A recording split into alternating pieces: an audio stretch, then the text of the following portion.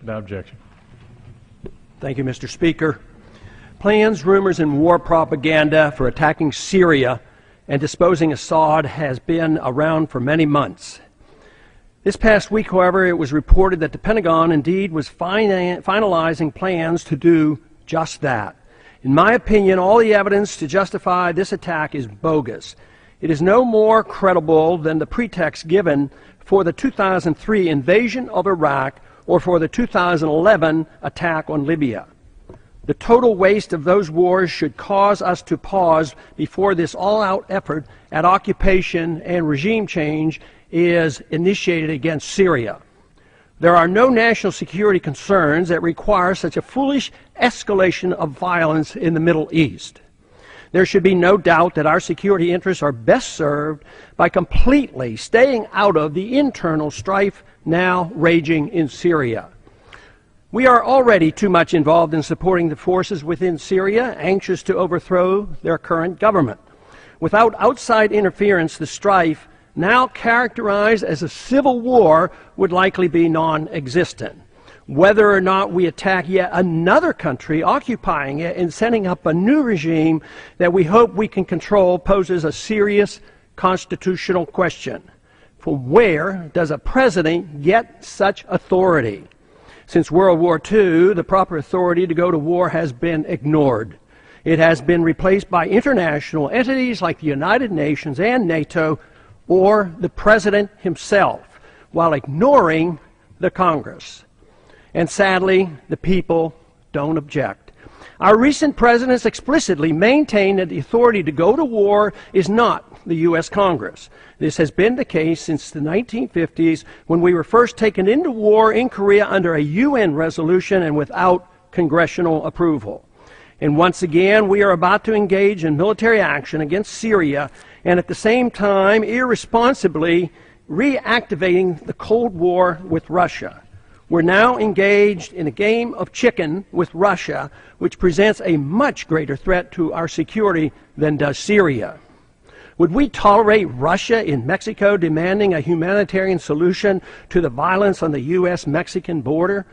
We would consider that a legitimate concern for us. But for us to be engaged in Syria, where the Russians have a legal naval base, is equivalent to the Russians being in our backyard in Mexico. We are hypocritical when we condemn Russia for protecting its neighborhood interests as we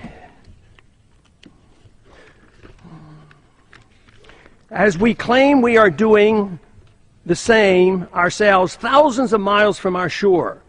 There's no benefit for us to be picking sides, secretly providing assistance and encouraging civil strife in an effort to effect regime change in Syria. Falsely charging the Russians with supplying military helicopters to Assad is an unnecessary provocation. Falsely blaming the Assad government for a so-called massacre perpetrated by a violent warring faction, rebel faction, is nothing more than war propaganda. Most knowledgeable people now recognize that the planned war against Syria is merely the next step to take on the Iranian government, something the neocons openly admit. Controlling Iranian oil, just as we have done in Saudi Arabia and we are attempting to do in Iraq, is the real goal of the neoconservatives who have been in charge of our foreign policy for the past couple of decades. War is inevitable without a significant change in our foreign policy, and soon. Disagreements between our two political parties are minor.